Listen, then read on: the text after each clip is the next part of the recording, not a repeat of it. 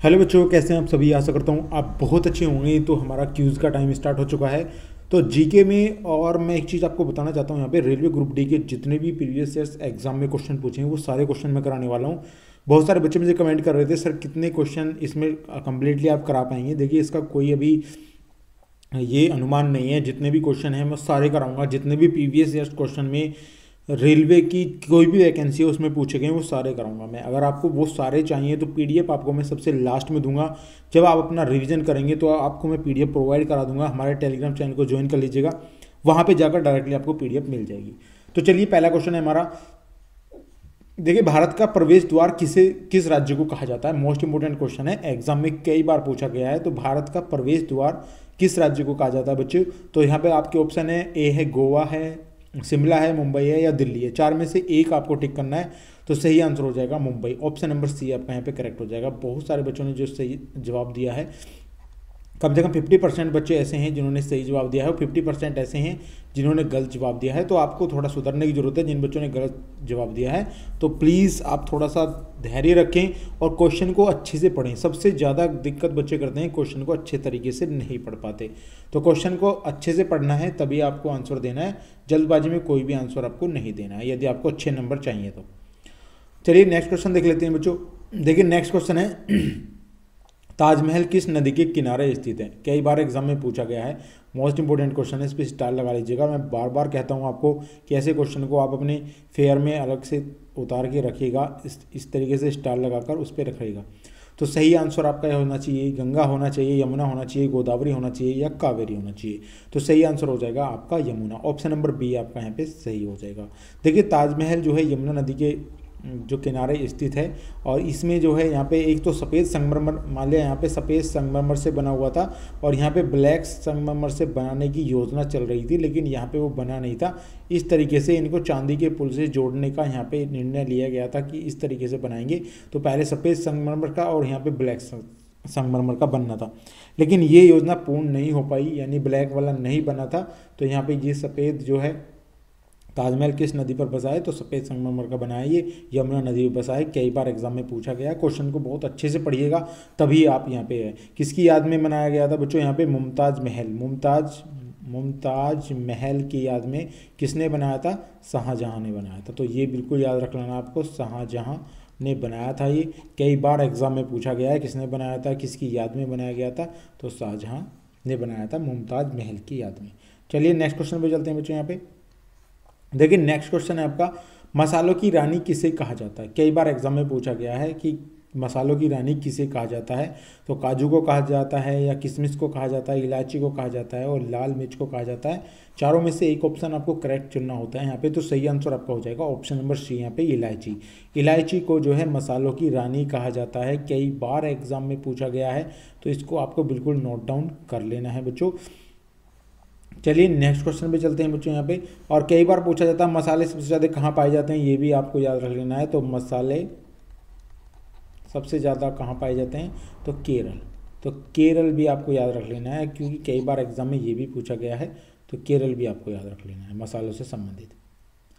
चलिए next question देख लेते हैं। देखिए, नेक्स्ट क्वेश्चन है हमारा, स्वर्ण मंदिर कहाँ स्थित है। स्वर्ण मंदिर कहाँ स्थित है ये आपको बताना है। गुरु रामदास जी आपने देखे होंगे, तो वहाँ पे वो चीज़ें तो जम्मू कश्मीर में है, लुधियाना में है, अमृतसर में है, उड़ीसा में है।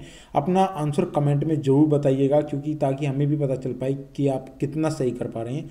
तो सही आंसर हो जाएगा ऑप्शन नंबर सी, यहाँ पे अमृतसर। स्वर्ण मंदिर अमृतसर यहाँ पे कहाँ पर है, पंजाब, चंडीगढ़, पंजाब।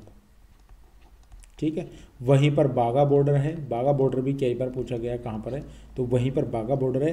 तो अमृतसर में है ये जो है स्वर्ण मंदिर। कई बार हमने देखा होगा कि बहुत सारे चीज़ें वहाँ पे होती हैं। एक बार जो ब्लू स्टार एक वो था, आपको देखा होगा इंदिरा गांधी के टाइम में, एक यहाँ पे जो चलाया गया था आतंकवादी को पकड़ने के लिए।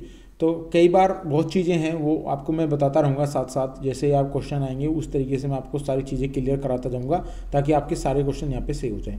नेक्स्ट क्वेश्चन चलता हूँ बच्चों। यहाँ पे कौन सी सब्जी में सबसे ज़्यादा कैल्शियम होता है। कैल्शियम या आयरन मान सकते हैं आप, आयरन भी होता है इसमें। तो यहाँ पे गोभी हो सकती है, गोभी है या बैंगन है या पालक है या आपका मटर है। तो सही आंसर हो जाएगा आपका ऑप्शन नंबर सी, यहाँ पे पालक जो है उसमें आयरन भी बहुत ज़्यादा पाया जाता है। आयरन भी इसमें सफ़ेद यानी कि हरी सब्जी में आयरन भी पाया जाता है, कैल्शियम भी पाया जाता है। तो यहाँ पे कई बार एग्जाम में ये सवाल गलत हो जाता है।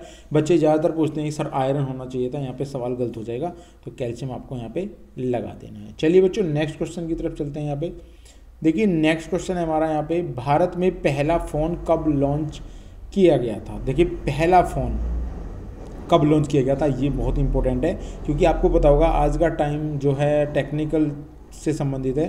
तो पहला फ़ोन पूछा जा सकता है, तो सही आंसर हो जाएगा आपका 1995, ऑप्शन नंबर सी आपका सही हो जाएगा। जो बच्चे 1992 बता रहे हैं वो बिल्कुल ही गलत हैं, जो बच्चे 1990 बता रहे हैं वो भी गलत हैं, 1993 बता रहे हैं वो भी गलत हैं यहाँ पे। तो 1995 बिल्कुल सही सवाल का जवाब हो जाएगा। भारत में पहला फ़ोन कब लॉन्च किया गया था, और ये रेलवे के एग्ज़ाम में पूछा गया सवाल है, तो इसको आपको स्टार दे देना है, यहाँ पे स्टार संबंधित ये सवाल आपका है। चलिए नेक्स्ट क्वेश्चन देख लेते हैं बच्चों।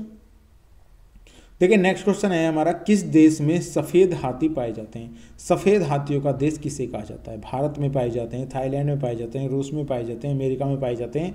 तो सही आंसर आपका हो जाएगा ऑप्शन नंबर बी, थाईलैंड में, यानी थाईलैंड को सफ़ेद हाथियों का देश। कई तरीके से ये क्वेश्चन पूछा जा सकता है, ये भी पूछा जाए किस देश में सफ़ेद हाथी पाए जाते हैं, या सफ़ेद हाथियों का देश किसे कहा जाता है, तो थाईलैंड। ऑप्शन नंबर बी आपका यहाँ पे करेक्ट हो जाएगा।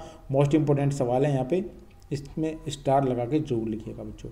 चलिए नेक्स्ट क्वेश्चन देख लेते हैं बच्चों। यहाँ पे देखिए नेक्स्ट क्वेश्चन है आपका, गुलाब का शहर किसे कहा जाता है। मोस्ट इंपॉर्टेंट है, कई बार एग्जाम में पूछा गया है सवाल, और हर बार बच्चे इस सवाल को गलत करते हैं। जैसे पिंक सिटी जयपुर को कहा जाता है, लेकिन गुलाब का शहर किसे कहा जाता है यहाँ पे।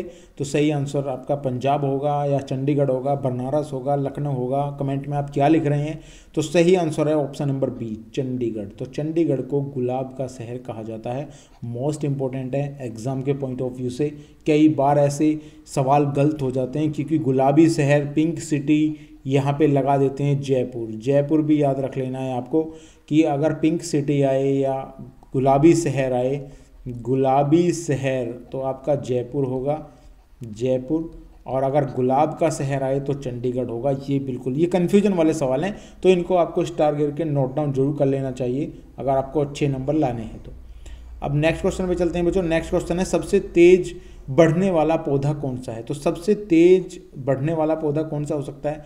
केले का है, नीम का है, बांस का है, या सपेटा का है। तो सही आंसर आपका हो जाएगा ऑप्शन नंबर सी करेक्ट हो जाएगा, यानी बांस का। जो बांस का पौधा है वो सबसे तेज बढ़ने वाला पौधा होता है। चलिए नेक्स्ट क्वेश्चन चलते हैं। नेक्स्ट क्वेश्चन है हमारा, भारत में पहली रेल कब चली थी।